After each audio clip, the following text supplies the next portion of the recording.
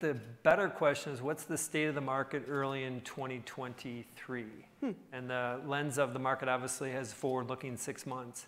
And I'm going to make a prediction that who knows what's coming out tomorrow morning? Economic data, CPI number. Raise of hands if you've given the CPI number any thought. Shocking. I would have guessed that 2/3 of the people would have thought of that CPI number. So I expect it to be a big number. The market expects it to be a big number. The takeaway is going to be the Fed's going to need to do more work on July 27th. I think the actual market goes up on that. I think at this point the market has moved beyond concern about inflation and interest rates. That is the atopic, that's the vortex. But I actually think the market is going further down and starting to think about length and depth of the recession. And I suspect that we will see during this earnings period negative commentary from companies.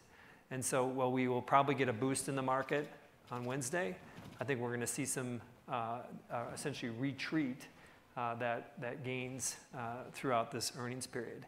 And ultimately, to answer your question, you talked about this bear market view that I've had. We're more than 50% in cash. We were 60% in cash a few weeks ago. So we're starting to kind of invest in what we call as forming the bottom. And I just want to propose one thought when we think about the markets, is that there is, whenever someone talks about the market, they'll say, but it's impossible to pick the bottom.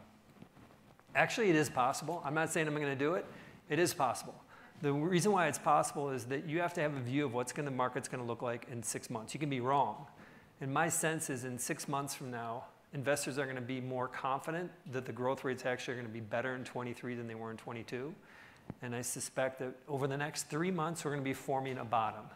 And so I've been negative for the past year. It was painful when we were 50, 60% in cash last year. Imagine the conversations with our LPs about what you're missing.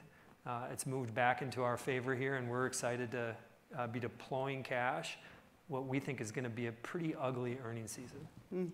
If we can use an analogy of companies and stocks are like investors' children kind of thing.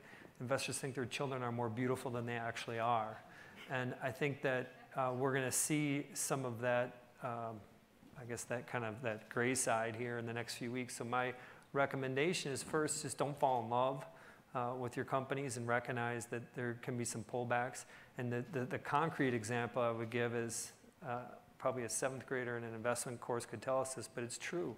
This is to dollar cost, just to say the market could be pricing a lot of negativity now. Maybe it jumps up, but maybe our kids aren't as beautiful as we think they are, and they're going to go down even further, but I still love them, and I'll still own those.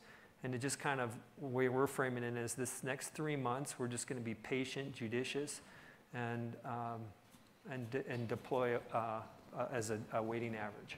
But if I'm the Fed, you got to take down the spike in housing. You actually have to bring housing prices down. And that only happened once over the last 30 years, after whatever that was, 2008, 2009. From peak to trough, it went down 28%, something like that. But it's pretty rare that housing goes down. But the Fed needs to tackle that because that has an incredibly wearing effect on people. Imagine if you're in your mid-20s and you're trying to think about owning a home. It just seems like a dream, literally a dream. And so I think that, and you can kind of look at rifts on the housing and see how that plays out. You can look at lumber futures, for example, and they're at, call it 600-700 right now. Before pandemic, they're 400. I think they got to go down to 300. You think I'm crazy? But the Fed needs to just keep cranking rates to get housing under control, to make people feel that at least there's a sense of stability about their future.